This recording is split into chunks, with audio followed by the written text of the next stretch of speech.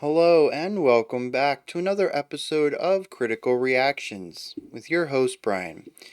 We are going to check out an entire album today, stopping probably after every track, discussing what the track did in a vacuum and exploring its place in the larger work. Today we're going to be looking at a band called Red Sparowes, which we have had on the channel before. I didn't know this though.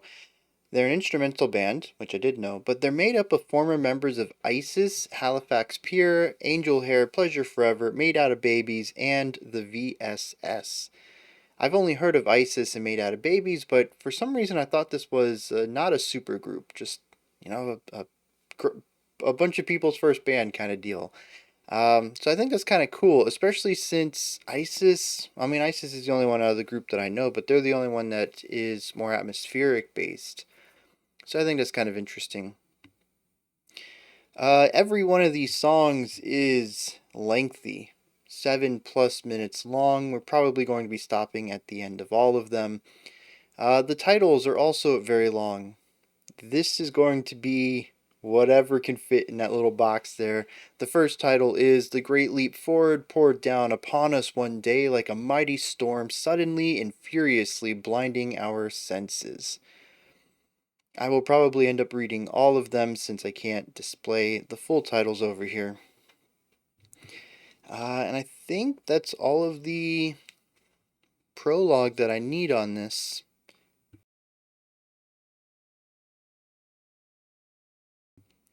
I know it is a post-rock band.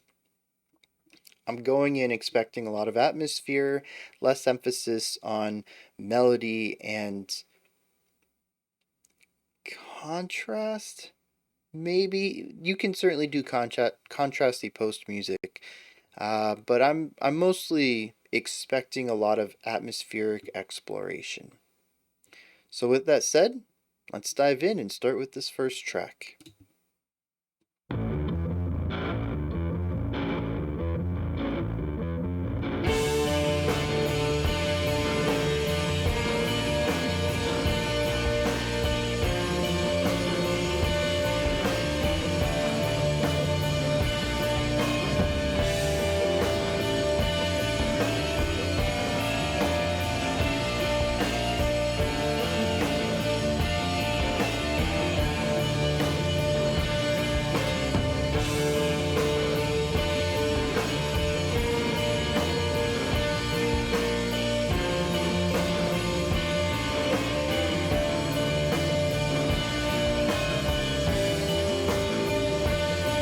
I'm digging the bass tone, and there's just a lot of dissonance here, really playing into a type of tension.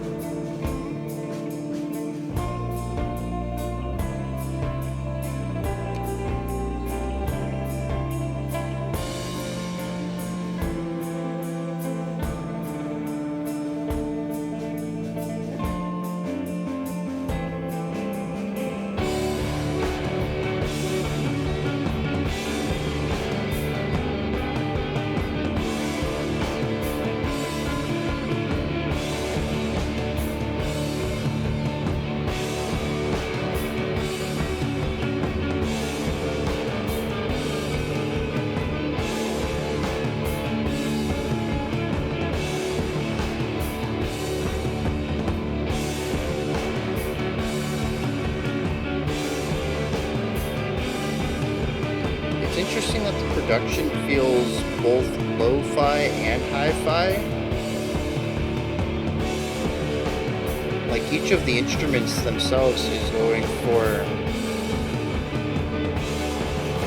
lower fidelity, muddier sounds, but the overall song itself has plenty of space and separation between our instruments.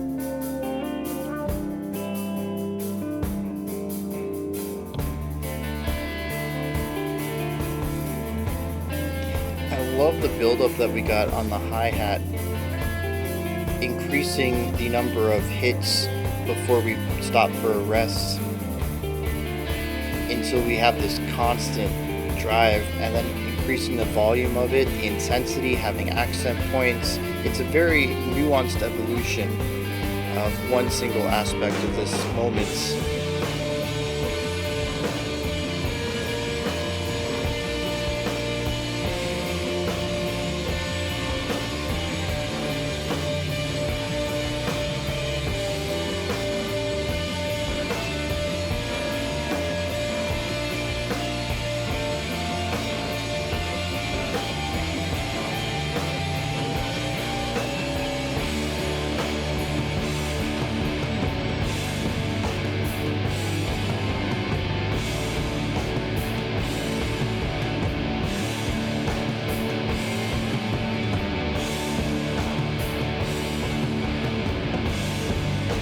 This whole section is being driven by bass and drums.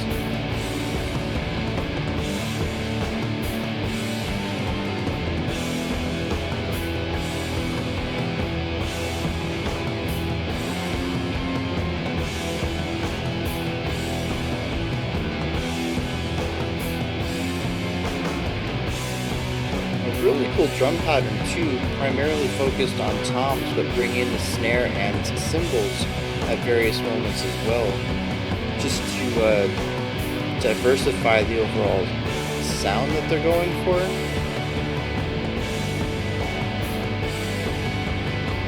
Road moment of positivity in this new guitar line.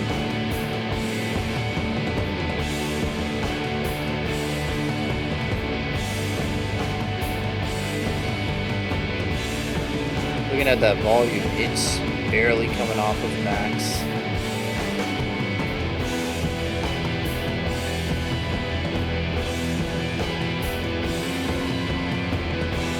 They're certainly aiming for that wall of sound, maximum volume, filling the space, and sitting in that consistently in this final section of this track.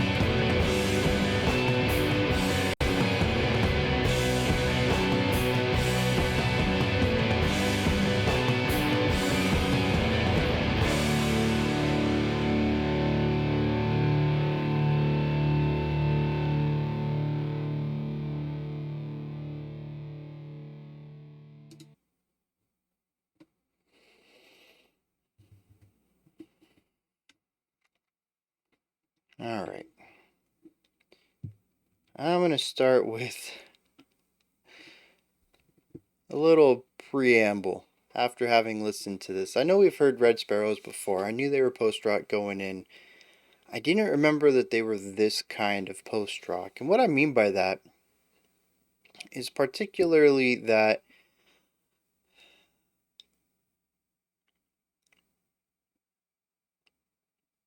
they like to break... No, man, what? They're doing their own thing, which is fantastic. I don't want that to be seen as a negative, but it's going to be a difficult listen for me. I feel like I'm being thrown in the deep end here, assuming the rest of this album is on a similar vibe to this, and I'm either going to come out the other end better equipped to listen to something similar, or I will have drowned. I don't see a midpoint for this video.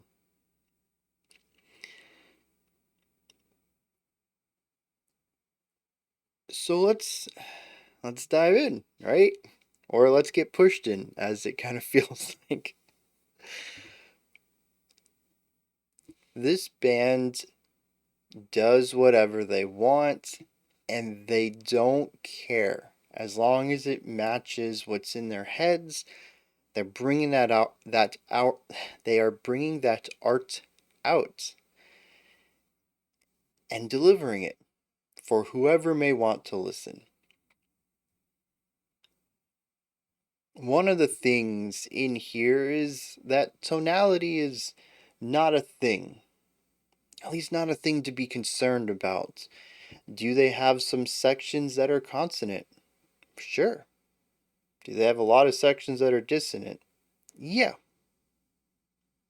Is there ever a moment that's purely one or the other? No. Each section tends to have a consonant idea within it and a dissonant idea within it. And you just kind of have to deal with that. I mean, deal with it might be the wrong way of saying it for some people who really enjoy this. And I've come to appreciate dissonance in ways, but it's still not a sound I enjoy. Dissonance tends to be, depending on the type of dissonance, can actually give me goosebumps, can send a shiver down my spine. I prefer sound waves to harmoniously line up. I don't like them clashing and bouncing around and creating chaos. Um, and I don't know if that's something that's ever going to get undone for me on a purely feeling the music level. Intellectually, I can say that the clashing of sounds represents this concept and it pairs well against this other concept and telling a larger idea that the song is doing exceptionally well. But I will never feel good listening to dissonance, and this song thrives in that sound. I don't think there is a single moment where if I went looking for how two instruments are playing off of each other, that I wouldn't find a single instance of dissonance. It is everywhere in this track, but it's not always on the surface. Occasionally it is. It's the very first thing you'll hear, but it's not always. But it's always there somewhere, hiding, waiting to be heard, to send a shiver down my spine. um, and it's done in a way that, at least to me, I don't get. And I'm fully going to chalk this up to first listen misunderstandings. I feel like the titles, while listening to this, I glanced over at the title a couple of times, trying to figure out if I could feel anything based on the title or if the title was just something completely separate. Is this a part of the experience? Are they trying to achieve this lengthy statement in sonic form? Am I supposed to feel this leap forward that is so momentous that it blinds senses?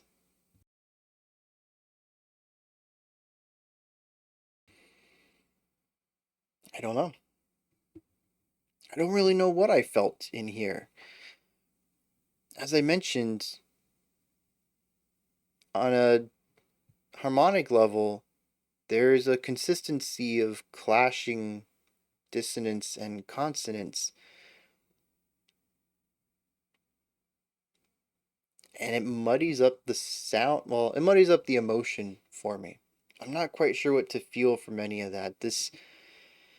There is a clash in this title, but I'm not sure that I felt that specific feeling. The excitement, possibly, of making a massive leap in advancement and the destruction that that massive leap can bring with it. Maybe? But I think it'd require a second listen, and then I'm not sure if I'm looking specifically for that because, or if I'm finding it because it's in the music, or if it's because I'm looking for it and trying to, uh, you know, put together dots that might not necessarily be forming a picture, but I see a pattern and I'm connecting them kind of deal.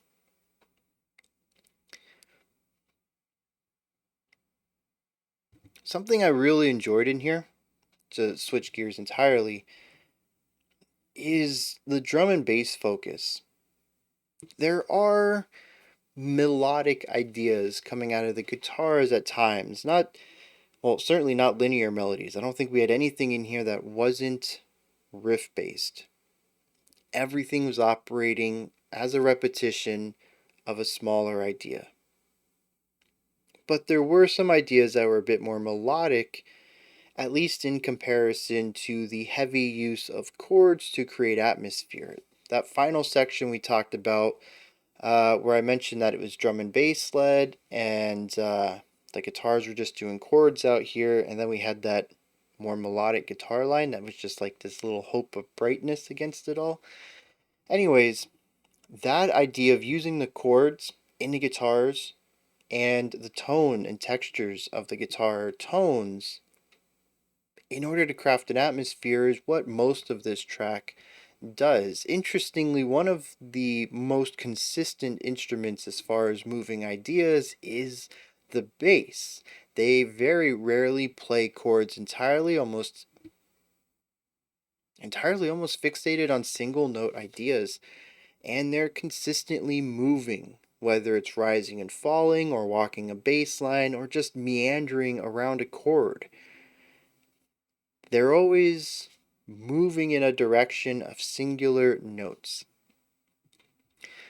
What I recall hearing was a lot of rigidity of rhythm. I don't really remember hearing a lot of syncopation or fluctuation in note lengths from the bass, but that could also be just this one song designed to have this steady movement, which goes opposite of a great leap. But again, I don't even know if the title has anything to do with this. I could also be misattributing what that steady motion is supposed to be. So, I don't know.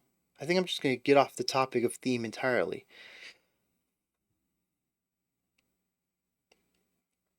But I love that the bass hits here and pushes the track forward in a lot of places, and the drums do the same thing, frequently having a sort of melodic movement across the drum kit rather than deciding to just sit in a single flow, a single pattern.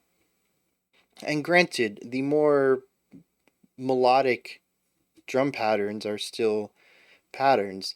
They're still smaller ideas that get repeated over and over, but there's a movement to them rather than the static metronomic style that we do hear in some places as well. And I guess this is a good time to bring up the fact that everybody's sort of multi-rolled. Is that multi-rolled? Everybody wears many hats here. The guitars sometimes do atmospheric stuff and sometimes do melodic stuff. The bass sometimes does foundation stuff and sometimes does momentum or melody. The drums sometimes sit entirely in the groove and sometimes exist outside of it. Now, I'm hoping as we move forward through this album, maybe we hear them take on new roles. I would love to hear the guitars take on something a bit more rhythmic, taking over the job that the bass and the drums are typically given in this album. It doesn't need to be for a whole song, of course. Just would be one of those things that they're already passing around the baton of who's doing what. Let's just expand the scope a little bit. Not a necessity. I don't think I'm going to enjoy the album anymore for it, but it would be something pretty cool to see.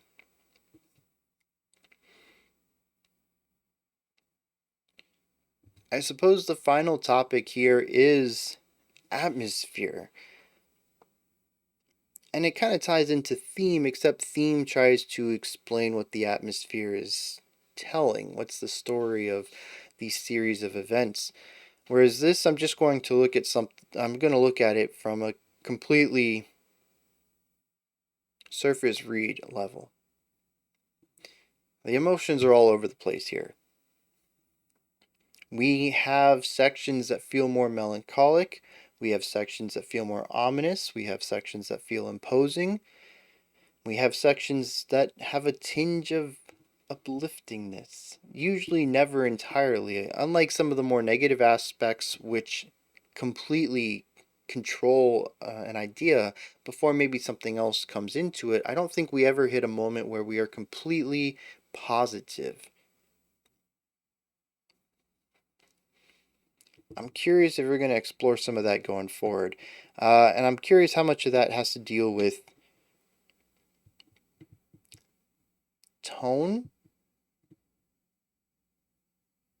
Nope, nope. It's all harmonic. I'm not going to go in that direction. At least not yet. We'll see how sounds change, if they change across this album. Speaking of sound, the production here is interesting, and I kind of said everything I wanted to say during the reaction, but each of the instruments is muddy in its own right. The guitar is hyper fuzzy as a way to create a lot of space and to create a lot of width, to take up a lot of space, to ensure that when they reach their big points, they have that wall of sound. The guitar takes up so much space.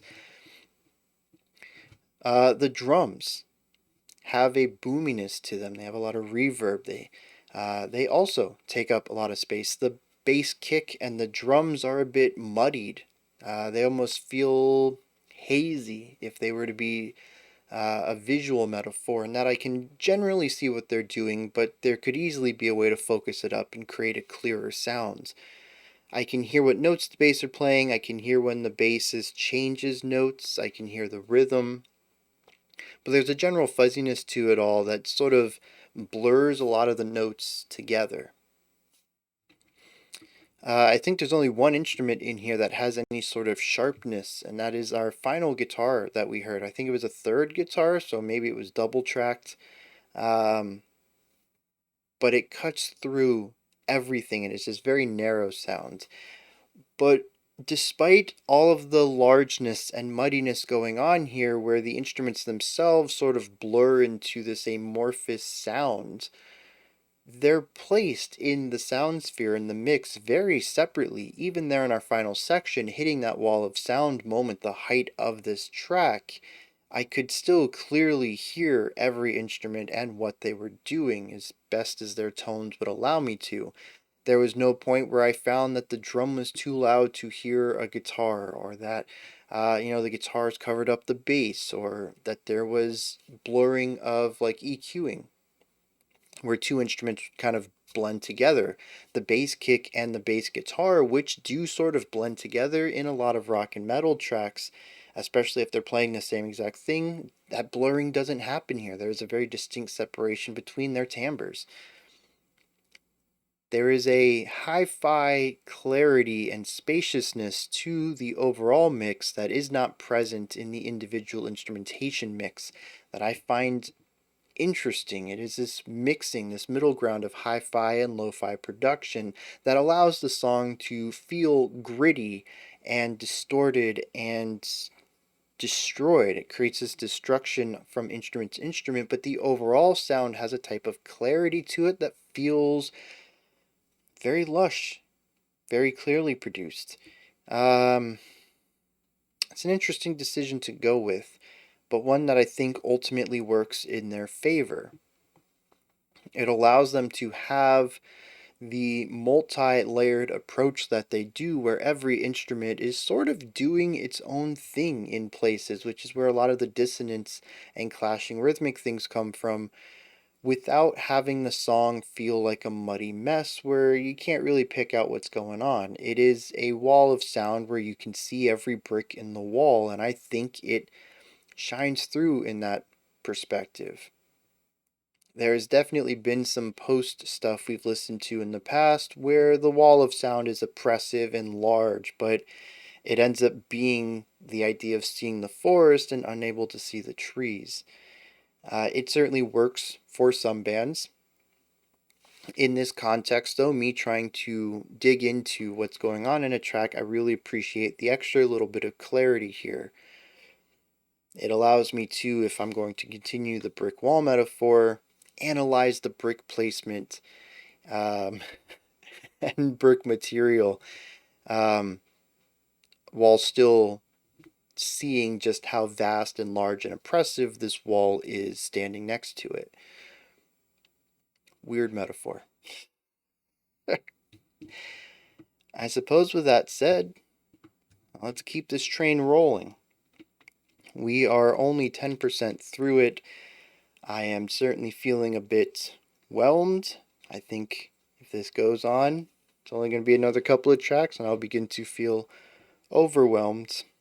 But as usual, if I get to a point where it's too much for me, I will take a moment and go do something else for 30 minutes, clear the mind, and come back fresh to finish out the last few tracks, last half of the album, wherever that point is.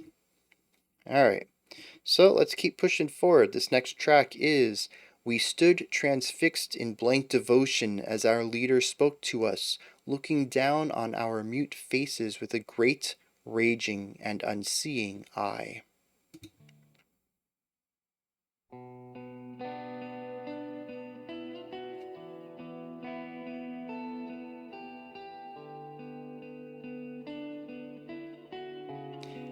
I think this is the most cohesive segment I've heard yet. Both of these guitars are complementing each other harmonically and melodically.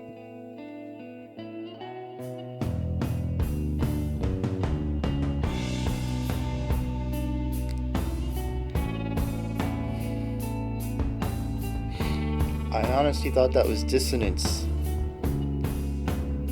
but it's just a hyper wavy guitar tone, which implies dissonance, I think, and leans into it a little bit with the microtonality of the pitch shifting.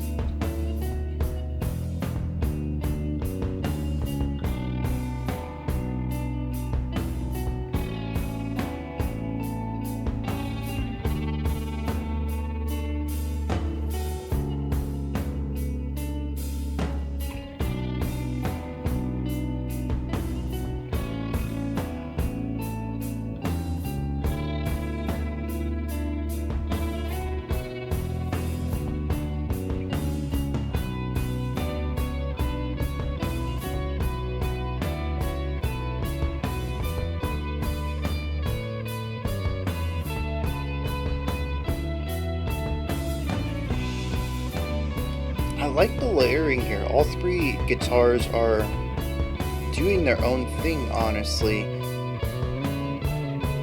And they do feel isolated, but occasionally come together in a way that feels really nice.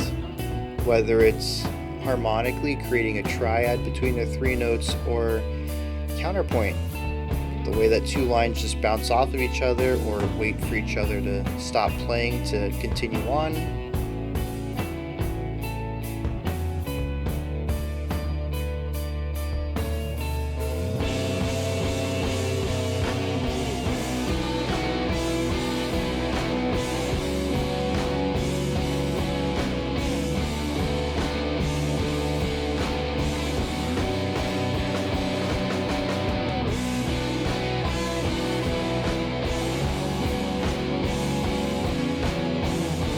Even right here, the cymbal accent usage is interesting. Oh, we shifted it. Shifted it again.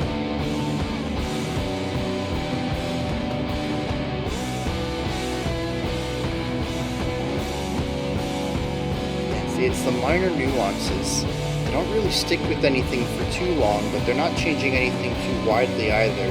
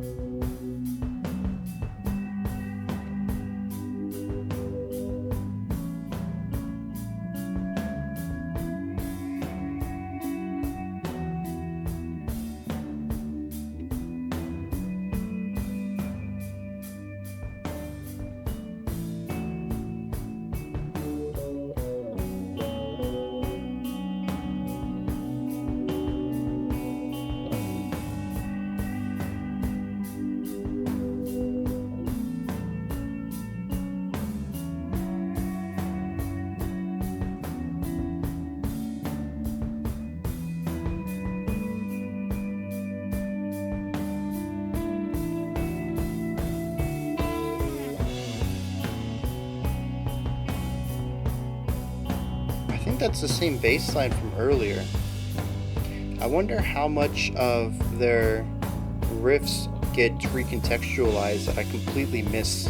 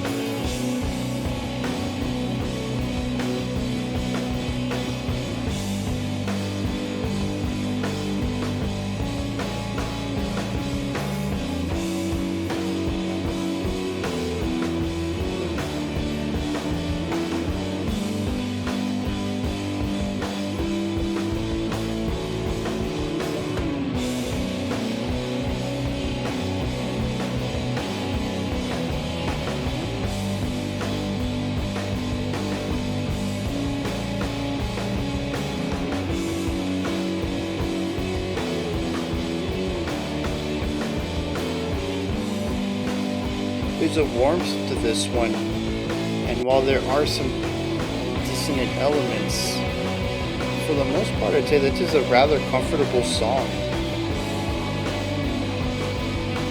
Standing in stark opposition and contrast to our opening track.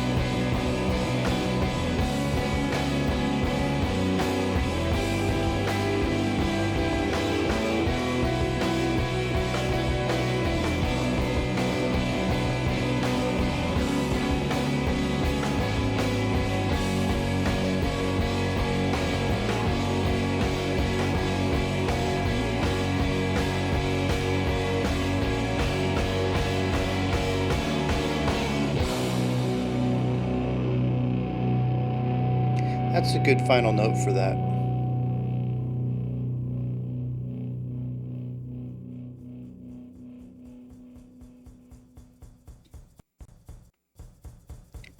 Not my intention, but we'll keep rolling.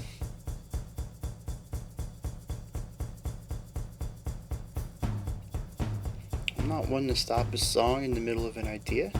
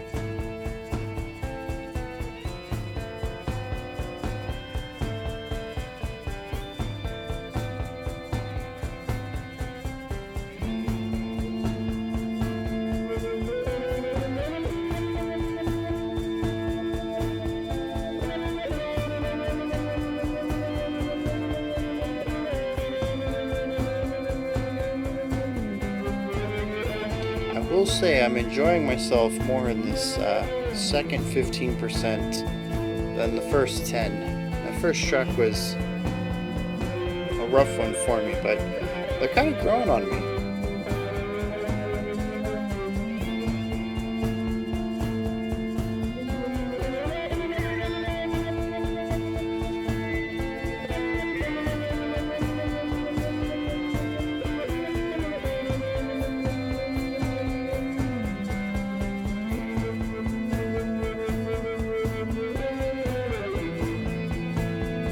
Quite the meditative opening for this track. The rigidity of the rhythmic pattern.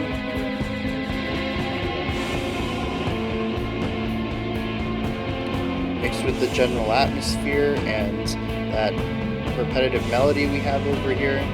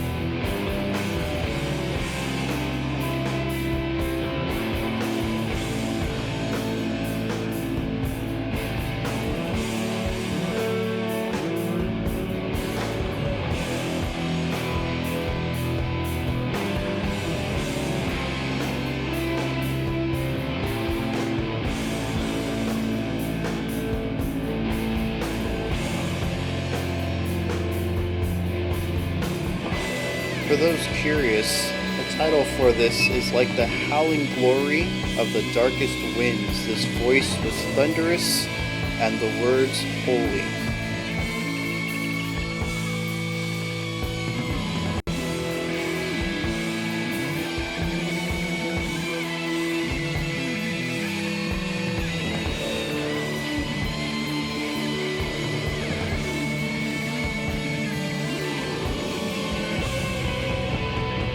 Definitely a move into the more esoteric.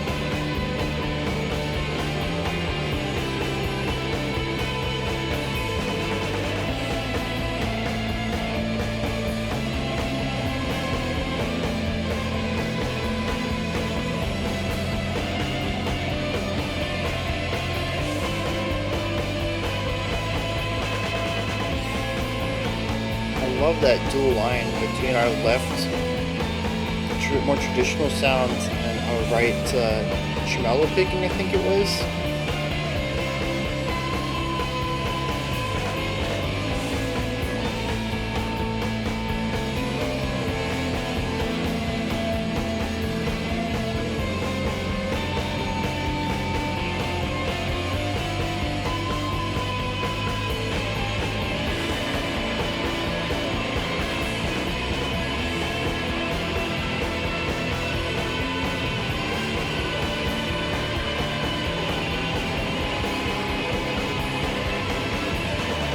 Darkness of that one chord gets me every time.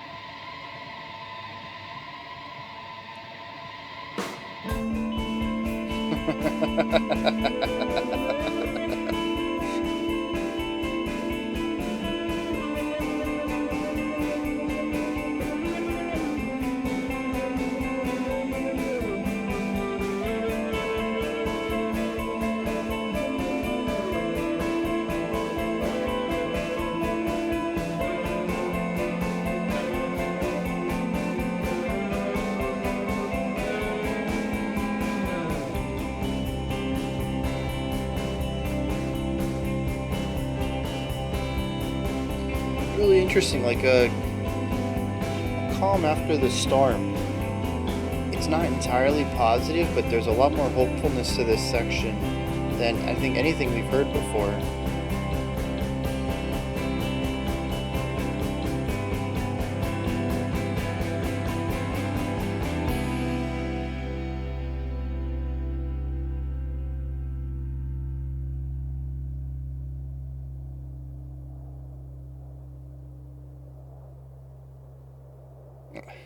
Speaking of storm, howling glory, darkest winds, and of course, field recording of winds. Yeah, I didn't mean for that to line up so well, but Maybe the metaphor of a storm isn't so off point, a bit more literal to what the track was talking about.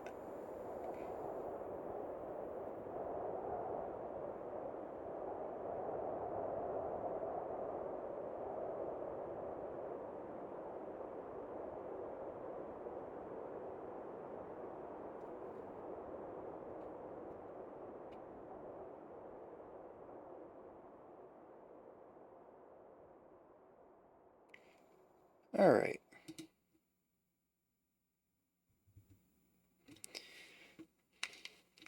I've written down a couple of notes that I want to touch on. There's going to be a couple of things that I think I'm going to loop back to from the last analysis section.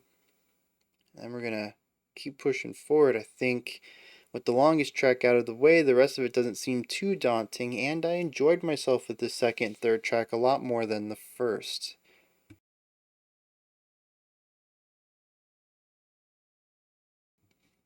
It's quite possible I might not need to take a break in the middle of this album review at all. Alright, first of all, guitar tones. There's a lot of them in here, and they seem to be custom made for each song. I say a lot, but honestly, I just mean 100% of the songs have a unique guitar tone to them. It's just like 3. It's not a lot, but it is covering a large percentage of the album. The bass tone doesn't seem to change too much. The drums sound consistent overall, and our left guitar is sort of a home bass. It's similar. Maybe not identical, but similar in every track. Our right guitar is the one that gets to explore. That super wavy, bouncy, pitch shifting thing that we had in track 2, and the exceptionally heavy and distorted one that we had there in the middle of track 3. And I think there was another one in track 3 at the beginning. I can't remember. Was it acoustic or maybe clean electric? Anyways, the idea here, though, is that at least one of the guitars is getting to fluctuate their sound throughout the album and provide each song a little bit of a unique sonic stamp to it, where no song is identical to another, not just through the composition, but through the way that it sounds without touching anything on the production side. Well, I kind of think of crafting your guitar tone as part of the production, but it's not something your engineer is going to be doing. So it's sort of like, is a tomato a fruit or a vegetable? It depends on the context. Same thing going on here. Is crafting your guitar tone production? Yeah, but the producer doesn't always do it. So it depends on what aspect of production you're talking about. Anyways, it's just really neat to hear the guitar. Oh, the third one also had the talking guitar, the really expressive wah wah wah element to it that I think once again just adds this unique concept sound to this third track. Every one of them has something unique to it that while the overall vibe is similar throughout most of these tracks, there is something different that helps progress and change and differentiate, I think is the word I wanted, each of the tracks between each other. Um, I really liked track 2, particularly that we stuck with an idea for a very long period of time and did a bit of a slow burn on it. Are all of the sections in here slow? I guess it depends on what your idea of a slow burn is. The general definition is to make a foundational idea and slowly make changes or stack up layers on top of it until you reach an endpoint that is different but similar, or at least you can draw lineage to the beginning. That is true for most of this. To me, though, a lot of the changes are on more of the minutia level, and it's not a layering, it's an evolution. It is still a slow burn by definition, I think, but at least in the middle of our second track, we had something that is more traditional in the idea of a slow burn, in that we did start with just one instrument and built up from there.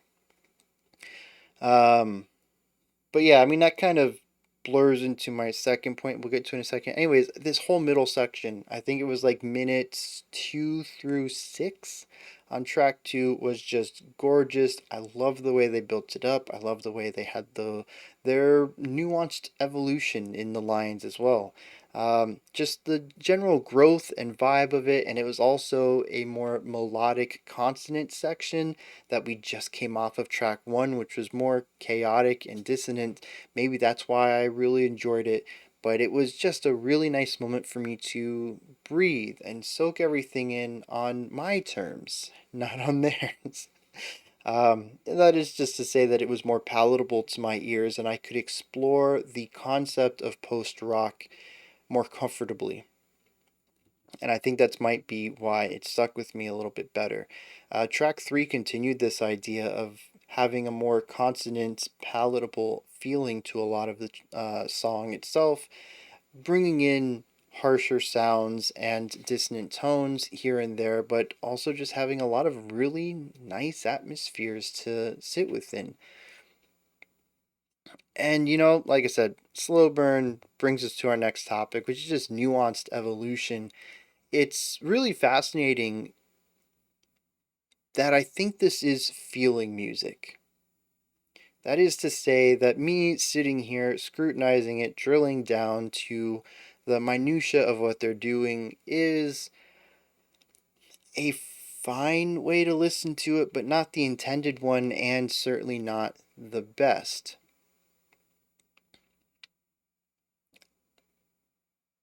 What I'm just going to leave it at that. I think that's a whole topic for another day of what is the best way to listen to music. But that is to say that this music certainly holds up to scrutiny, but isn't quite deep enough for this type of interrogation. It's definitely has a bit of depth. You can go looking for some stuff, but it's really intended to be taken in as a whole and felt and explored emotionally, mentally, and maybe even for some people spiritually. In that, what I'm getting at is that my way of approaching this album is probably not the best. Despite that, though, there is some really cool stuff to dig into here if you decide to active listen on it. It certainly, like I said, fits better for a casual approach, but if this is the type of music you want to make, or if you want to understand how the progression happens, it's really cool to listen into one instrument and see just how long they decide to stay on an idea, how they change that idea, and how frequently they go through changes. There was a really cool cymbal idea in the second track that I wanted to point out, and by the time I figured out what was going on and caught the pattern so I could point it out to y'all, the pattern had changed. And by the time I figured out what was going on with this new pattern to explain what changed, we were already on a third idea. The drums were shifting so quickly, but honestly, there was nothing changing about them. It was specifically a cymbal pattern I wanted to look at, and the cymbal pattern changing isn't really something that I would point to as driving the song forward or evolving the song or changing the emotional complexity of that section. It's movement that is totally in service to the larger idea. If you drill down and look at it specifically, it's like, yeah, it changed things up, but it doesn't mean anything. But it does mean something in the larger picture. It was one of the steps taken to reach the destination. Journeys are not something you leap from beginning to end. They're made up of tiny steps, millions, hundreds of millions of steps along the way that individually mean nothing but collectively represent the distance you traveled. And that's exactly what's going on here. There's so many small changes that it's really neat to listen to them. Like I said, I think active listening to this does pay off, even if it's not what I would tell people. It's not how I would tell them to listen to it, especially not on a first time. But there is a payoff to it if you're interested into the complexities of it. If maybe you want to recreate this music, this is a fantastic album, I think, to take as a place of study, to deconstruct and see how it works, much like a technical engineer might take apart electronics, see how it all works, and put it back together with a couple screws left over, but it still works. Yeah, drilling down into this, seeing how the evolution works is fascinating, even if, like I said, it's not the way I would tell people to listen to it. And I think that's what's fascinating about this is that it doesn't really have depth, but if you go digging, you can find some, which is just that sentence doesn't even make sense. It's contradictory, but I think it's an accurate depiction of this. I guess that is to say that the depth is impressive for some depending on their mindset and less impressive for others.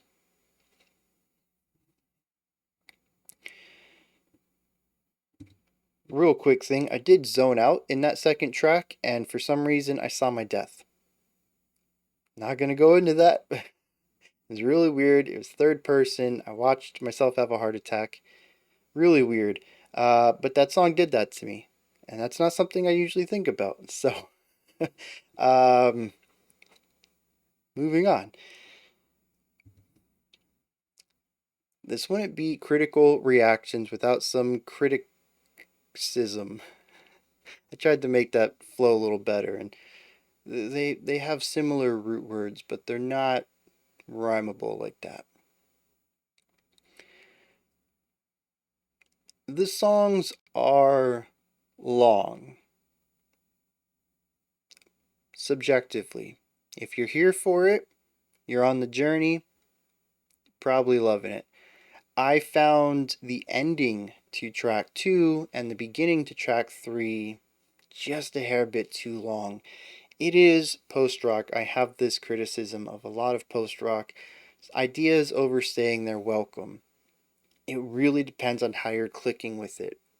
If it puts you into a trance like state, if you have your eyes closed in a dark room on a beanbag chair and you're just fully involved with the music, I can see this album going by in a blink of an eye. You turn it on and somehow it's an hour later and it's over. Me sitting here sort of dipping back and forth between more critical active listening and more casual passive listening, I find some of these sections are I'm ready for them to move on. Okay, I hear what you're doing. I've kind of closed my eyes. I've kind of felt it out a little bit. Let's bring the next section. Oh, okay, you changed the drums a little bit. It doesn't really change how I feel about this section. It's not really clicking with me. Can we move? Oh, okay, the guitar's changed a little bit. Still waiting for that next new section though. And that's what happened with those two moments. It's not something I'm gonna say needs to change. I would never say that. This is obviously a me issue here, a subjective one. I'm not saying that the songs need to be shortened, but that my experience with them is that a couple of sections here and there have overstayed their welcome just a hair bit too long for me. I'm kind of hoping that doesn't happen too much going forward. I'm a little apprehensive about our practically another 10-minute song and an 8-minute song ahead of us, but I think the two shorter ones, the 7 and the 8, will probably be fine based on absolutely nothing, just a completely gut feeling there. Oh man. All right, we are an hour in and not even halfway done with the album. We're getting close though. I think we're probably looking at 2:45, maybe a 3-hour reaction here.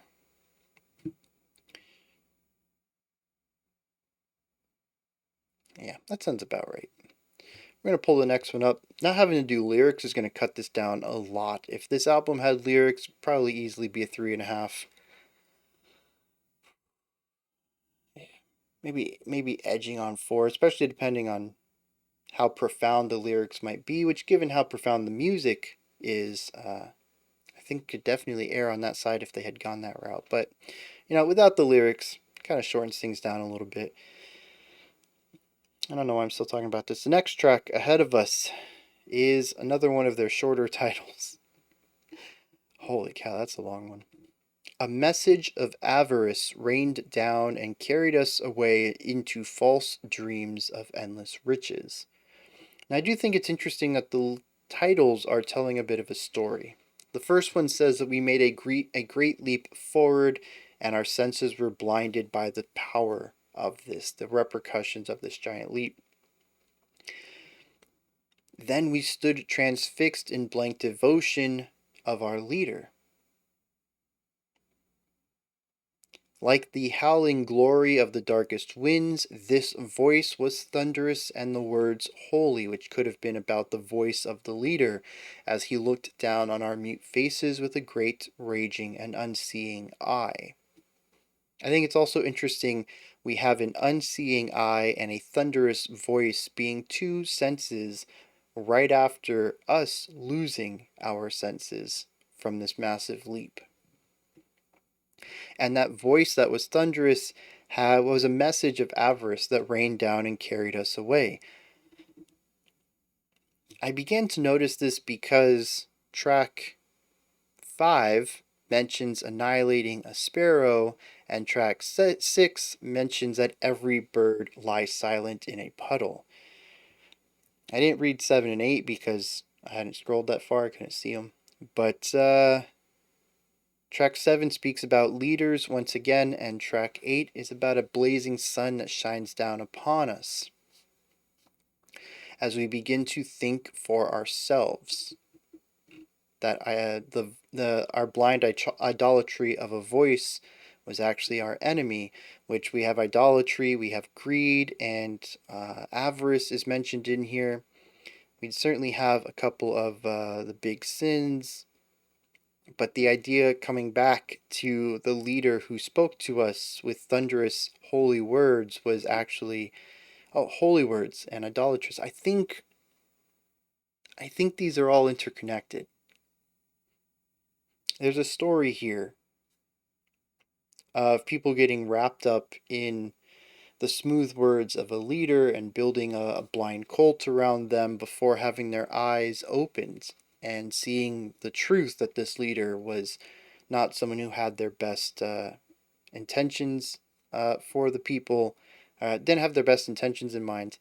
And as it says at the end, only then did we begin to think for ourselves. But yeah, I just noticed they started to look like stanzas, and I was like, yeah, things are starting to get connected here. So that's an interesting little story told there that, again, on a first-time listen, I'm not sure I'm getting this story in the music, but it's quite possibly there, and first-time listeners, a lot to dig into, a lot of emotions to be felt, and there's a very complex element to the atmosphere and emotions of these tracks that I think is going to be difficult to pick up on a first-time listen for anyone. So, definitely an album I think that gets better with repeat listens. With that said, let's dive into this next track. The message of avarice rained down on us.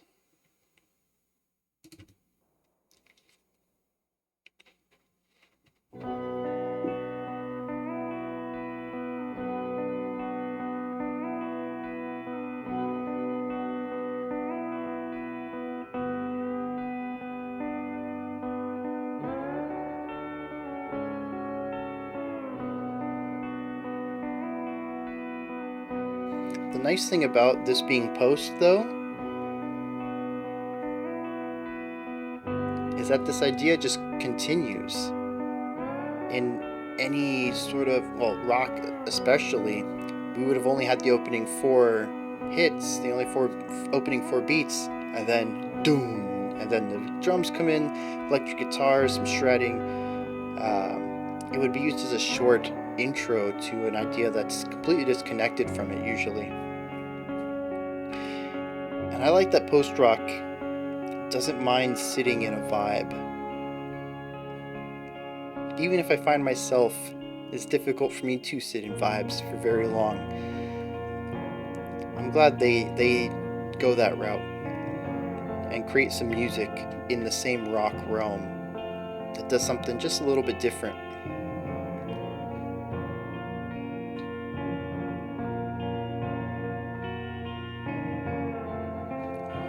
love this too. There's a sense of anticipation throughout all of this. Something right on the brink of happening, and everyone can see it, everyone can sense it, but it hasn't quite happened yet. And the raw tension of waiting for this moment to break.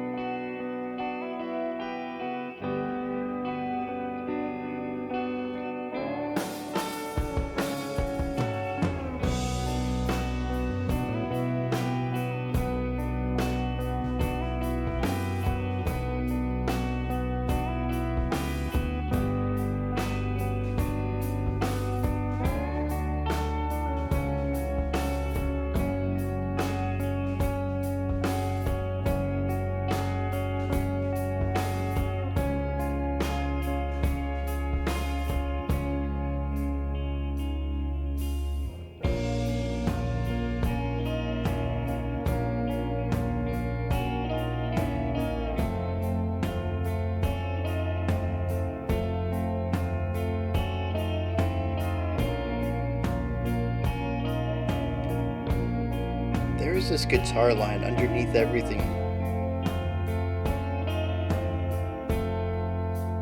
Oh, not there now, of course. Anyways, I don't think it's moving. There's chordal movement around it, but I think itself, and it's not present anymore, and we finally got rid of it. I think it was a static idea, though. Really neat to hear everything moving, and it almost has like an auditory illusion of feeling like it's moving too, but it isn't.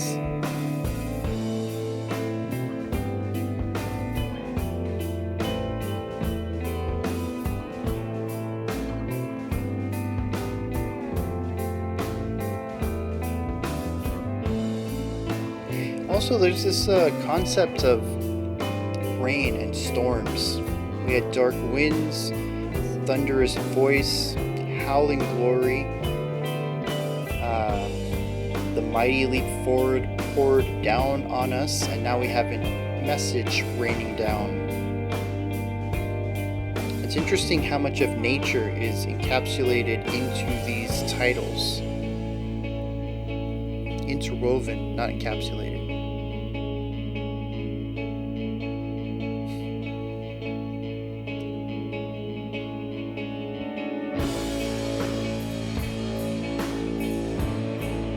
Why do those two guitars remind me of a Leanne Rimes track?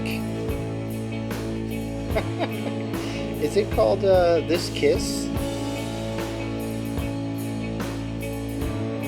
It's been a long time since I heard it, so I might be misremembering it, but it just sparked a memory, man.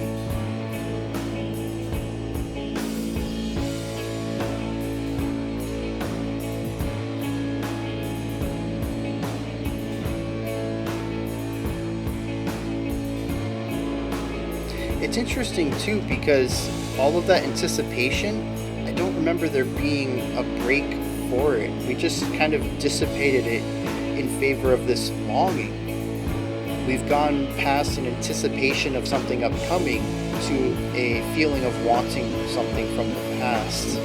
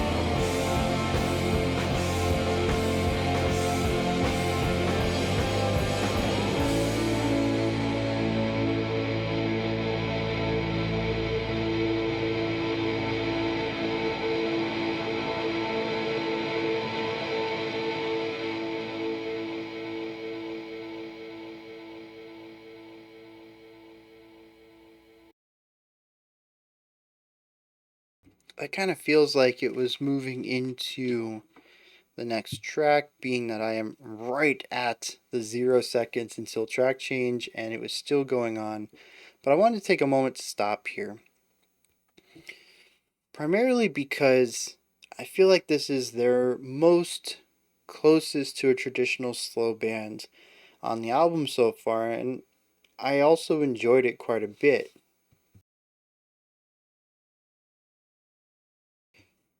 I do feel like some of the sections could have been tightened up just a hair bit. Maybe instead of 7 minutes, it could have been, I don't know, 6.5. But at that point, what's the purpose of cutting out 45 seconds? Not to mention, again, like I said, I'm not calling for any of this music to be cut at all. I think it works fine how it is, and I'm sure they're happy with it, and their fans are happy with it, and I'm not really in either one of those groups, so honestly, take anything I say with a grain of salt. But they stuck with an idea and fully explored it in a way that I don't think we've heard elsewhere on the album. There's always been a sort of back and forth between two sides of music, or maybe even in the case of track 3, an evolution of ideas in a way that looks at 3 almost completely separate concepts with similar foundations. This is the only one I feel like where we ended and where we started were pretty much the same thing. I can very clearly hear how they are still related, and the growth and evolution and layering were more on the side of slowly changing it but never removing its heart, never removing that core DNA. It isn't about converting it into something else, it's about finding a new way to express this same idea. Which we'll talk about in a second, because the emotional aspect does change, but the core doesn't.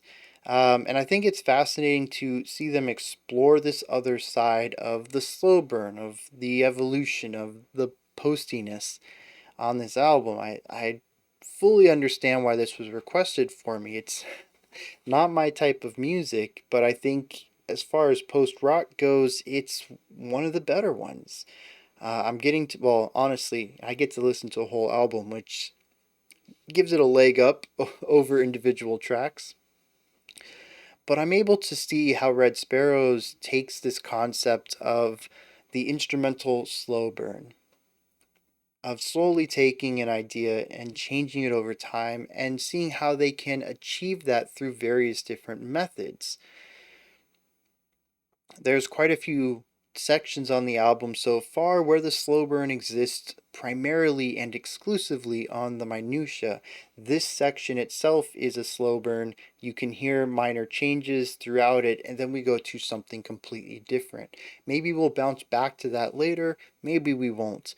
This track says we want to explore one thing. We're going to take that same concept and magnify it. We are going to take a single section, slowly change it, slowly add layers to it, but that single section will be the entirety of the song. And so we get a track that is simultaneously, an extrapolation on this slow evolution concept that they've been doing this whole album. There's really nothing different here, but it feels more like a traditional slow burn than a Red Sparrows track, because they decided to achieve a similar vibe across multiple sections while allowing the song to retain a single feeling, which is different from the other 3 tracks so far. Assuming the titles have anything to do here, I think this is also the most cohesive, focused idea. It's about falling into false dreams of endless riches. That's it. You get told that if you follow me, you'll be rich beyond your dreams. It's a simple concept where the other ones are a bit more multifaceted, and if the songs are exploring what the titles are talking about, have more meat to dig into. This is fairly straightforward idea, and it was executed the most straightforward on the album so far. I loved hearing the changes on both the on the smaller idea, the nuanced concepts, and the larger ones. When we had our intro and we sort of had like a folky western thing going on with a little bit of a country tinge. And then we brought in the drums and we kind of rockified it a little bit. And then we sort of swung back to some country vibes again, but this time not having that folky element. This one kind of feeling less western and more modern country. Um, and when I say modern country, I just mean like in the last like 50 years, not necessarily that country pop that we have today, which just definitely had no resemblance towards. Um, and it's very cool for them to keep this general idea while still having this three-part idea present. Every, 2, 3 minutes in this track brought a new sound entirely for them to start building on again. But it was very easy to hear how that big shift was still very clearly tied to where we just were. And like I said, by the time we get to the end of the song, the foundation is similar. If we played the first section and the last section together, they would fit together rather well. And I'm really impressed, once again, how they can take this one concept of slow evolution and apply it in a variety of different ways to create so many different songs so far, while all retaining their trademark sounds, their production, the way that they sit within stuff that they want to fully explore sounds for moving on, is very neat.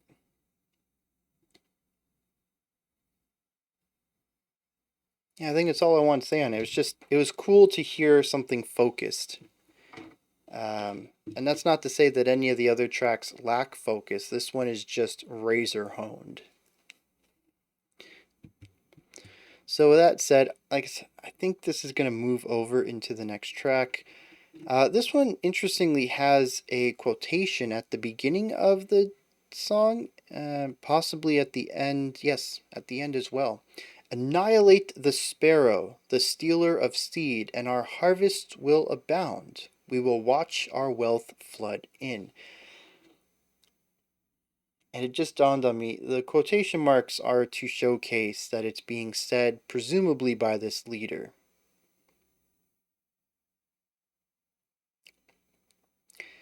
So I assume this song is going to be a bit more aggressive. And I think I'm beginning to see something here. We have a leader who says this specific, well, in this case, an animal, but we can just say that this specific other is the cause of your problems. Annihilate them, watch the wealth flood in. And the next track is called And by Our Own Hands Did Every Last Bird Lie Silent in Their Puddles, the air barren of song as the clouds drifted away. For killing their greatest enemy, the locusts noisily thanked us and turned their jaws toward our crops, swallowing our greed whole. So they committed genocide against an other and created a vacuum for something else completely unforeseen to come in and rob them blind.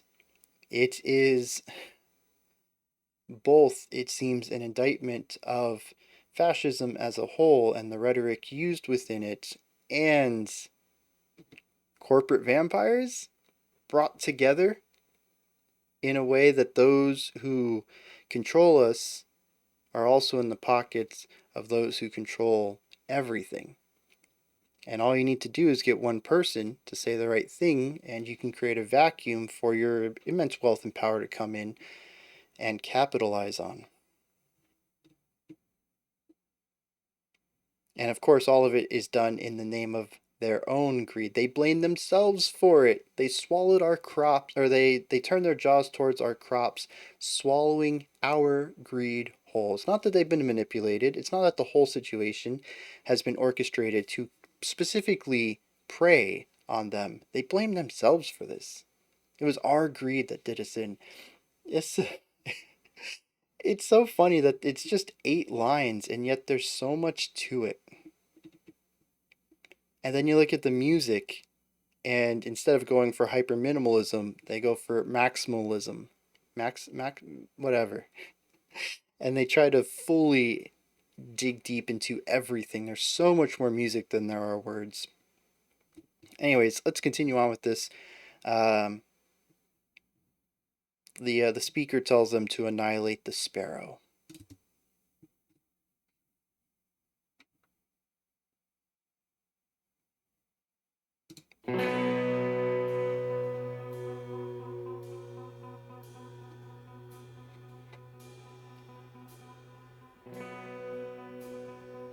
Yeah, I think that sound did carry on from our last track.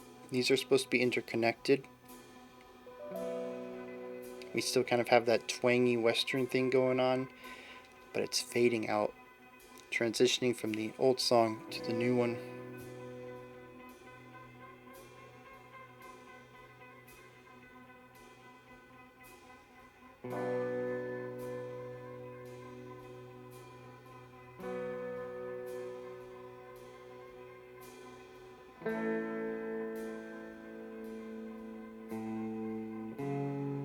Although, you know, I kind of had this down as idolatry, cults, and anti-capitalism, but honestly, that's not specifically what they're talking about here. It's simply about people who don't think for themselves being taken advantage of, that you need to think critically about everything in order to understand the world properly and make decisions that benefit you, not make decisions that benefit others under the guise of them benefiting you. I just kind of took that and adapted it to a more direct message.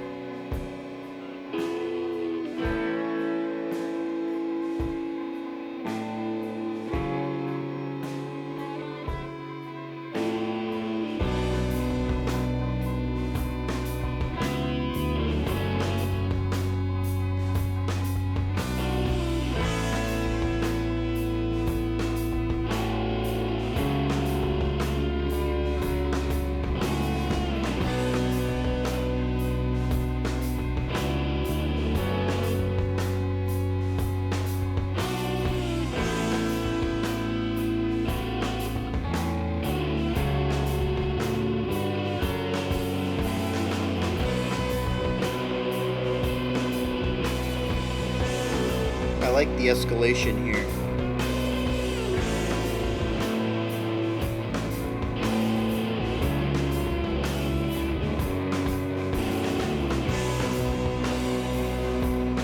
If you imagine that this is the leader's message,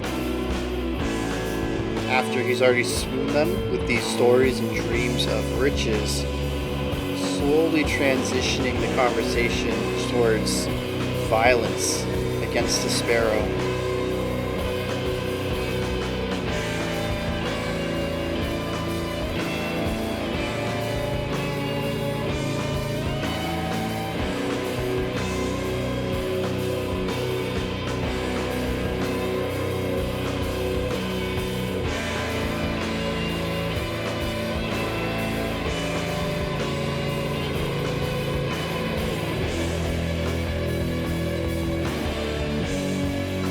Even that little tempo shift is a way to increase the intensity and aggression.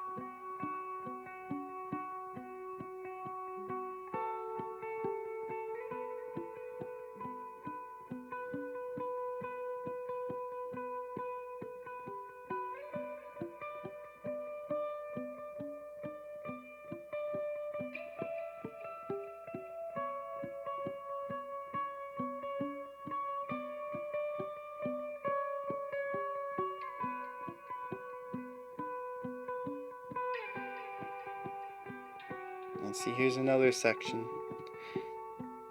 I appreciate they're sticking with it for so long. I think it's going to make the payoff better. But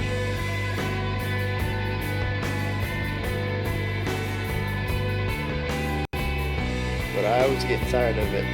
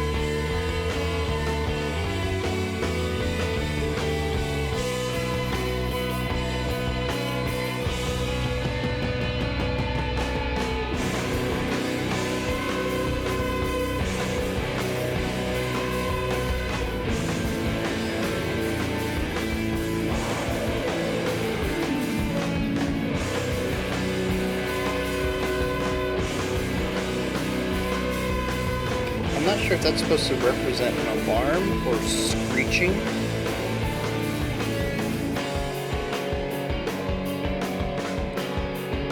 But I love its presence. Once again, it's a new tone. I think that adds to the narrative.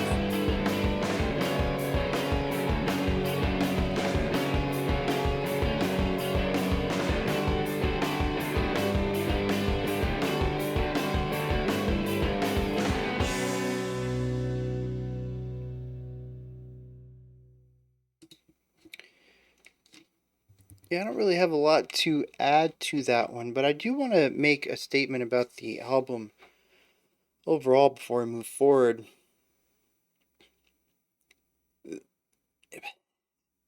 It went in a very different direction than I expected. If someone had played me the first track and said, "Hey, would you like to continue this album or not?" my answer would have been no. But almost every track after that has been interesting. It's grabbed my attention in one way or another, whether it's production or growth or evolution, composition, or even just narrative, which is where I'm at right now, kind of getting a gist for what the story is at hand, trying to find these, and not even trying to find them, finding these moments in the music.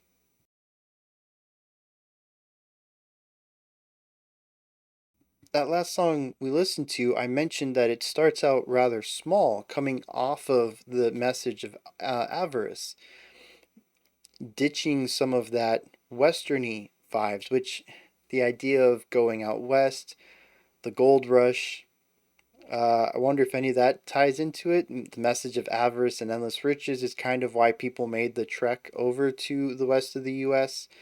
In search for the gold, because it was supposed to be some easy money. Well, you do a lot of work, but then you find gold and now you're rich. Now you don't have to do any more work. It was the allure of the endless riches that brought people over there, and of course, filled with false dreams. Very few people even made the trek, and even less found the riches they wanted. But yeah, I don't know if that was intentional or not, but the Western vibes kind of give me that.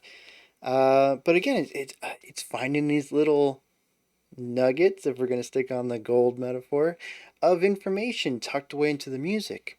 We slowly fade out of that though, and we begin to build up something else that starts out a bit positive but gets heavier, more distorted, faster, more intense. This is transitioning the narrative of this message from dreams of riches to the act that is being requested now. which is, of course, to murder all the birds.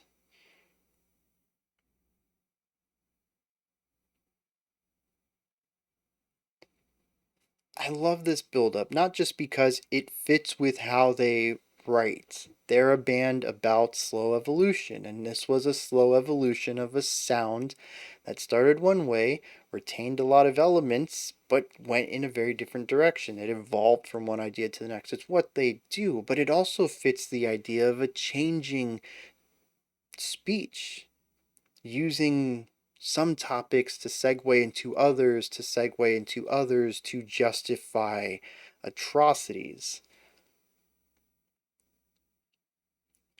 I love that. That is a beautiful use of slow burn in a non-purely atmospheric trance-like way. It's storytelling through the slow burn, which is something that I tend to find less of in the genre. Maybe it's just because I don't know what's going on, which I will completely wear that blame. Because sometimes there's no lyrics, sometimes there's no information about what they were planning on. There's no interviews about this specific track. Maybe things go over my head if there are lyrics. Like, I'm usually missing context. So I have to approach a lot of post rock on the atmospheric writing itself. How do I feel listening to it, and what can I pull from that? But when I have a bit more of a concrete reading, I can pull a lot from those emotional notions that I pick up. And I think that this is really neat to be able to have both the emotive instrumental writing and a little bit of a nudging in a specific direction. Not really telling me specifically what every moment is about. There aren't words, lyrics being sung, or spoken word at every moment to say, hey, this is this moment, this is this moment. But I have a little arrow pointing in this direction, so I know not to disregard all the other directions and say, well, let me take it from this perspective. And I find now that I get what's going on narratively, at least with the lyrics. Again, I don't know if they're supposed to be overlapping this way. The lyrics could tell a story completely removed from the music itself, but I'm beginning to see parallels here, and I think that it's really cool. This is definitely an album that would get me into post rock where most other albums might not, because it engages with me in a way that I enjoy. But like I said, that opening track does not. I was very hesitant after that to continue on and a bit apprehensive about what we would be getting into, and here I am ready to dig into these last 17 or so minutes, wanting to know where they take this and how they finish this out. And I think that is a phenomenal turn of events. Now, this next track is only a minute and 3/4 long. It's a little interlude among an album consisting of tracks that are no less than 7 minutes elsewise. It also has, I think, the longest title. It talks about how they killed all the birds, and for thanking them, the locusts will now take all their crops. I have a feeling these last three tracks may run into each other, and I may want them to just keep going. Less than 2 minute interlude, I doubt I'll have anything to say, and after track 7, which is almost 10 minutes long, there's only 8 minutes left, and if they run together, I will probably let them proceed, unless there's something wild in track 7 I need to talk about then. So, we may just end up running these next, well, I guess it's closer to 20 minutes, all straight through. I don't know. We'll play it by ear as usual. We'll see how it goes. Let's dive into the next one. And by our own hands did every last bird lie silent in their puddles.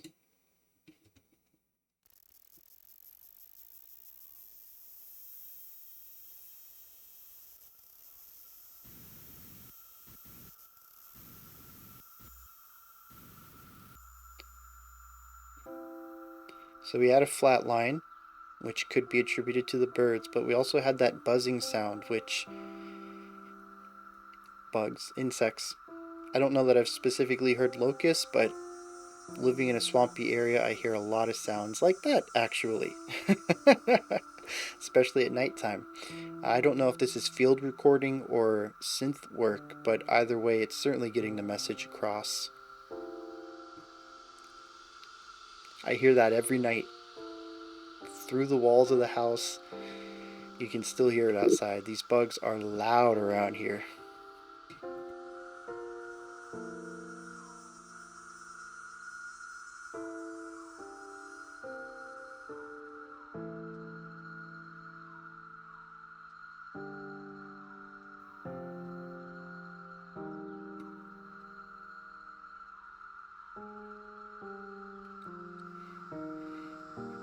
Yeah, it's very somber. I really figured they would go for a heavy-handed approach on this, but I think it's less about the massacre and more about the repercussions, which is where the somber weightiness comes through. This next track is once again repercussion. It says millions starved and we became skinnier and skinnier, while our leaders became fatter and fatter.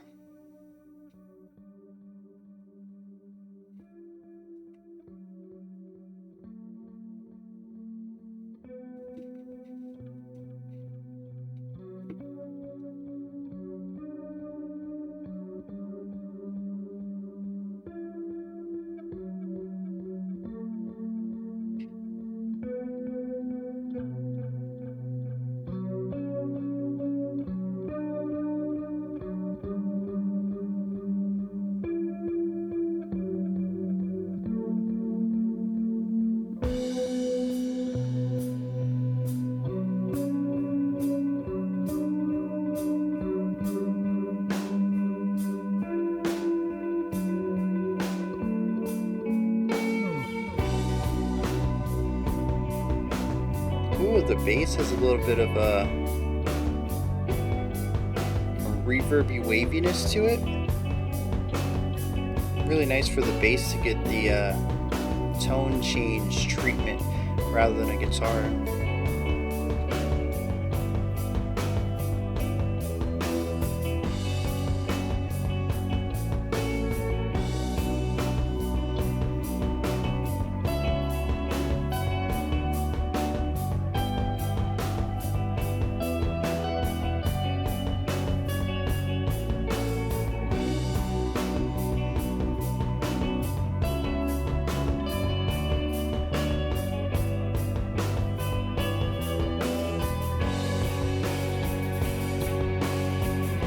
That was a fun little cymbal trick.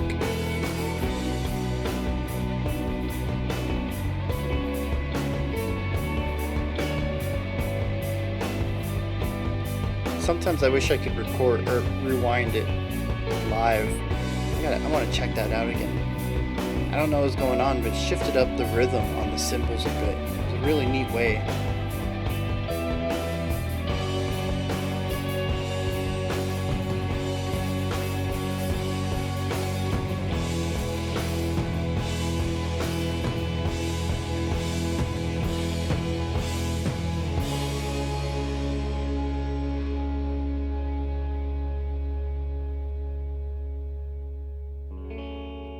I also think it's interesting the next track, when they realized what they had done and that their real enemy was blind idolatry. They found this as the blazing sun shone down, once again going to the ideas of nature and a storm, the clearing of the storm. Just a really nice way to stick with a cohesive vocabulary and metaphor throughout.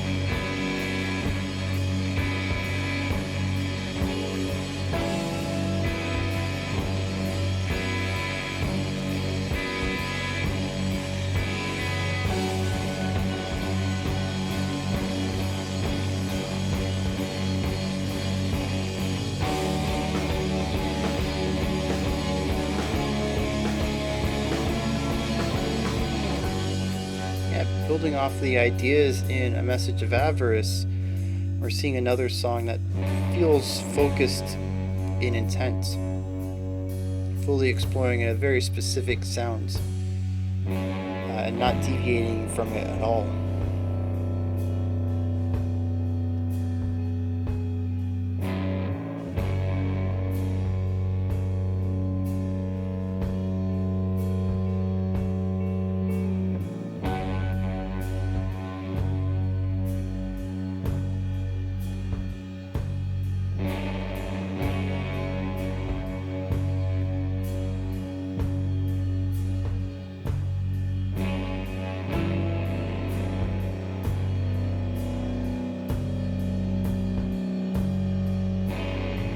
I also appreciate that this is a bit on the longer side.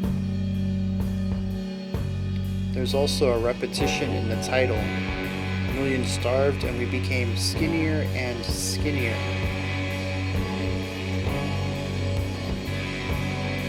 While our leaders became fatter and fatter. The repetition implying time. Time without change. And the music really leaning into this one sound while I'm ready to move on. I think is a good encapsulation of that feeling of just things not changing.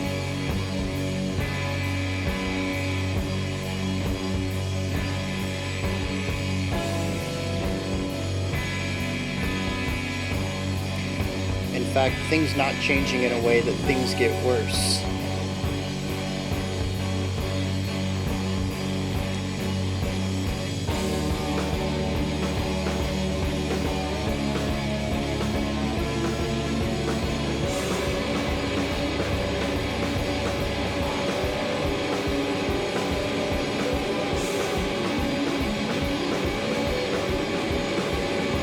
Speaking about things evolving into something worse, the weight, dissonance, contrast,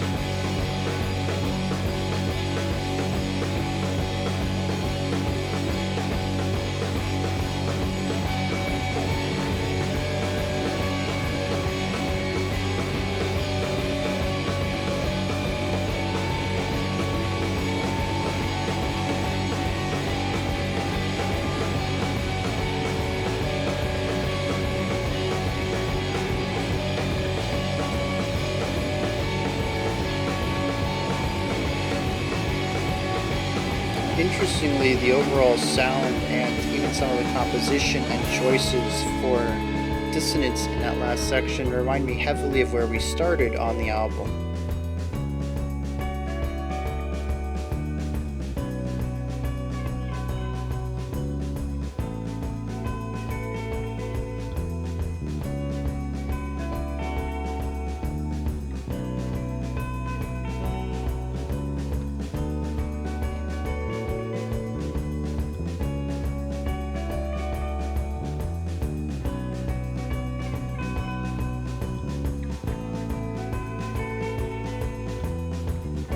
Interesting rhythm from the drums. It's bouncy in a way that sort of reflects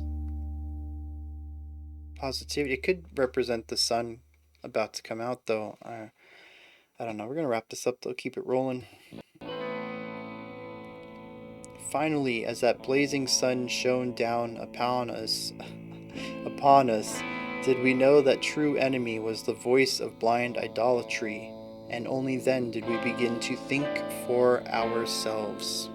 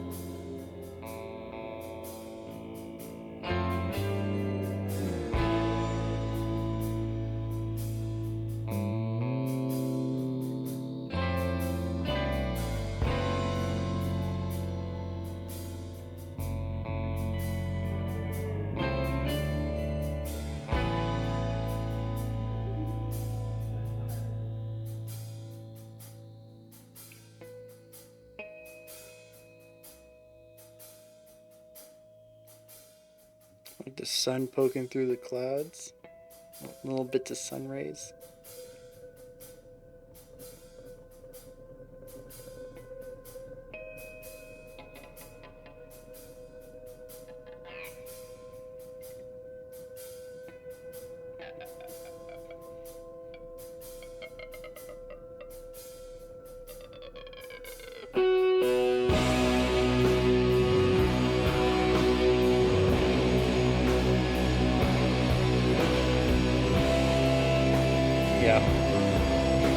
Very powerful sound here, very large, aiming for that wall of sound. I mean, that thing's not moving. That thing up there, oh, there it goes a little bit. But with a type of veiled positivity.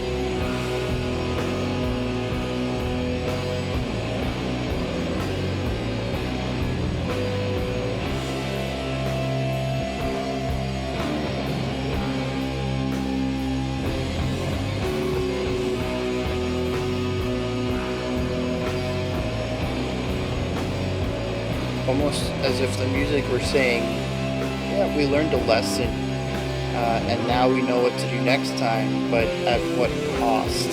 That's what the music feels like.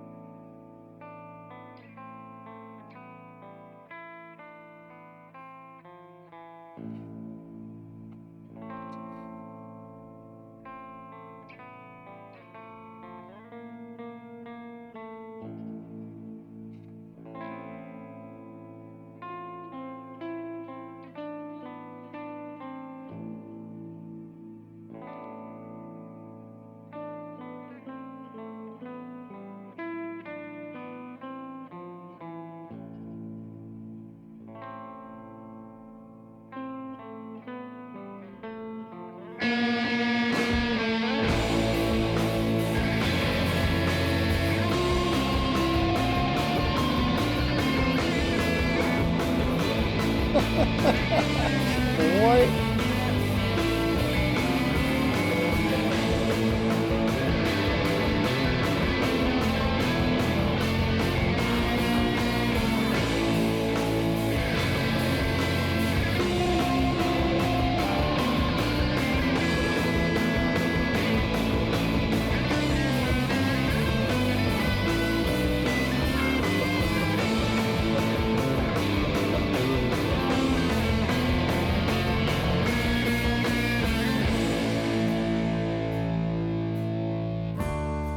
Yeah, see, this song returns back to the feelings of like track 1, 3, and even a little bit of 5.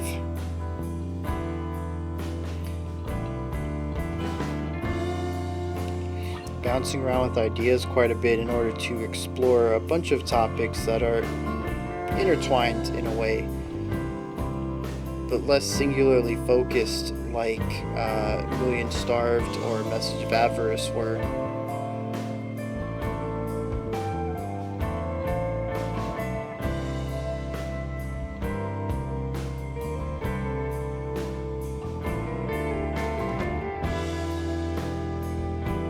Even this more peaceful sound on the production is wrapped up in a ton of dissonance compositionally, in a way once again to blend positive and negative ideas.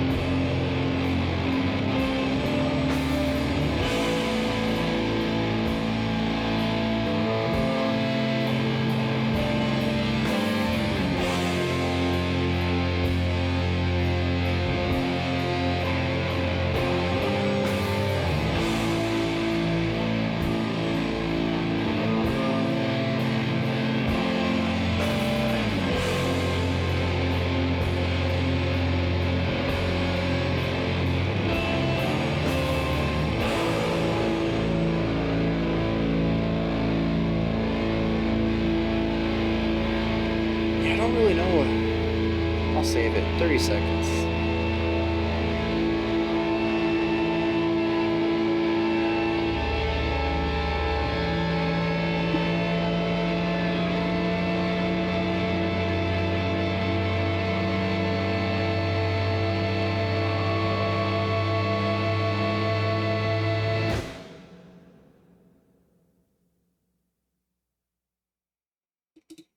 I had to make sure it was the end, even though there wasn't a lot of time left. You never know.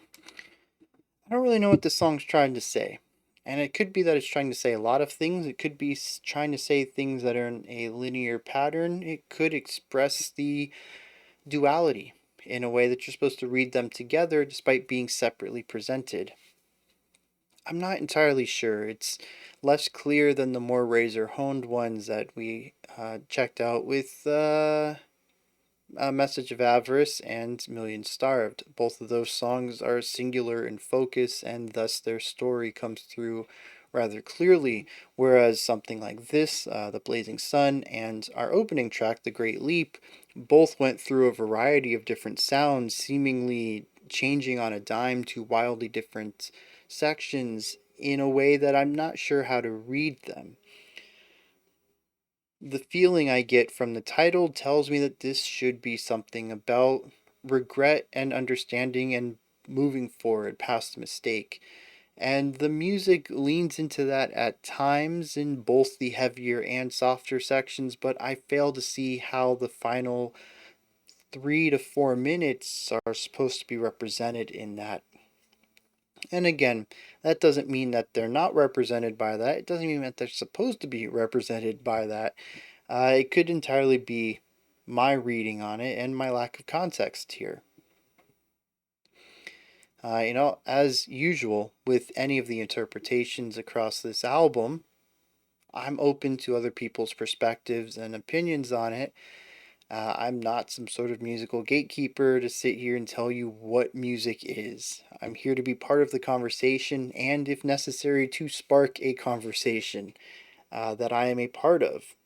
And I really appreciate that about this community, is that for the most part, everybody seems to be on board with that. And we've had some really cool talks in the past where I've been completely wrong about stuff.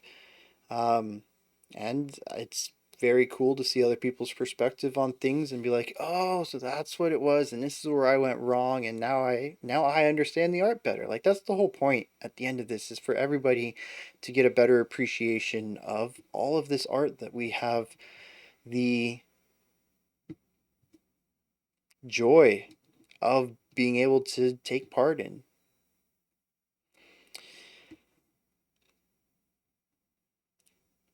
With all that said, I don't think my opinions or thoughts or anything have changed since track 2. There's definitely a real big flip after track 1. Very different critique on things prior. But once I started to get into it and they moved away from some of that more chaotic writing, I really began to groove with it in a way that I think I was on board with what they were doing, and I was following along with what they were doing on their ride, mostly as intended, I think, especially for a first time listen where I'm not going to pick up everything. Anyways, and I came out the other side quite enjoying myself after like 2 or 3 tracks, and where I was at the middle of the album is pretty much where I am now. They do what they do very well, building atmosphere, their slow evolution process that they have going on here. And occasionally they're more chaotic writings, like we'll see like we saw in tracks 1, 3, and 8. Those certainly aren't my favorite, but it could just be that they're more complex, and being that this is a genre I don't have a lot of experience with, the more straightforward tracks clicked with me better on a first listen, and possibly after speaking to some of you or checking the song out or the album out again, I may come to appreciate those more complex, chaotic tracks as I understand their placement better and what they're aiming to do. I do feel some of this is still just a hair bit too long, but it could be, again, because of the situation I'm in. Camera on me, lights on me, in a situation that I typically approach music actively and critically. And this is an album that I said can reward that, but is better listened to on a more casual level, and maybe I won't find those sections as unwelcoming in their length when I'm just chilling out to it, eyes closed, sitting on a couch or something. Um, Not trying to figure out what makes it tick so that I can let all of you know. Yeah, that's still a weird note though. Zoned out and saw my death. Wow, that was something. What track was that? Number 2. Oh, that was the one about the leader looking at us with great raging unseeing eyes. Um, it's fantastic imagery. Yeah, the guitar tone stuff was fantastic. I love how each song is just like every other. I would not get this mixed up, or I would not say that any of these songs don't feel like they fit with the ones around them, but they all also have a unique component to them that allow them to stand out a little bit from the rest of the album in a way that is just really nice. If I listen to a track, I'll be like, oh yeah, that was track 3, rather than being like, oh yeah, that was one of the tracks from that album. They all just kind of blur together. Um, and I'm a big fan of that. It's the little bits of contrast that I think help each of the tracks and the album as a whole stand out a bit. So yeah, I enjoyed myself with this more so than I thought coming into it, both with what I knew about the band prior to listening to the album and after that first track. And I never even had to take a break, which I thought was nice. And without lyrics, I didn't even have to pause it, so there's no jump cuts in the video. You're just spending 2 straight hours with me, appreciating some really cool atmospheric art. Not something we get to do too often. Usually there's got to be some sort of break. I get pulled away for some reason, or I need to take a moment My legs are a bit tired though. I'm gonna wrap this up. Those are my thoughts on Red Sparrows' what is this called? No, seriously, what is this called? Every red heart shines toward the red sun. I don't think I ever brought that up.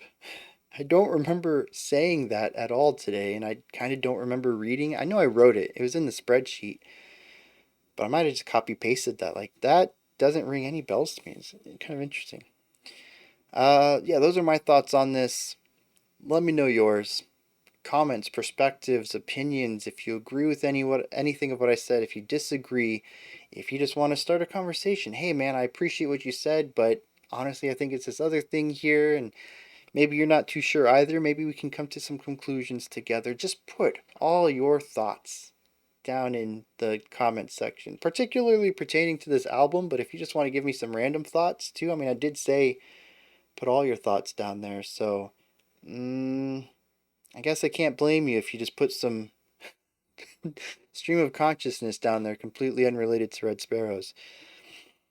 Above the comment section, regardless of what ends up in there, you'll find a link to Linktree. It takes you here. You can find my music, ways to support the channel, a link to the Discord server, and so much more. Above that, if you could, like, subscribe, and ring the bell. I greatly appreciate all three of those. That wraps it up for today. I will be back tomorrow at 11 a.m. Eastern Standard Time, 3 p.m. UTC. We're going to do a live stream, and I'm still going to announce this just in case anyone hasn't picked up on it yet, because it's still fairly fresh. Live streams are public, everyone can join, everyone can chat, but the selection is predetermined from the patrons. There are no live requests, primarily because the live streams are already particularly long. But I'm finding a way to maybe do some streams with live requests somehow. Little spoiler for next month, maybe. Until next time, remember to be critical, not cynical, with the music you listen to, and have a fantastic morning, afternoon, or evening whenever you choose to watch my videos.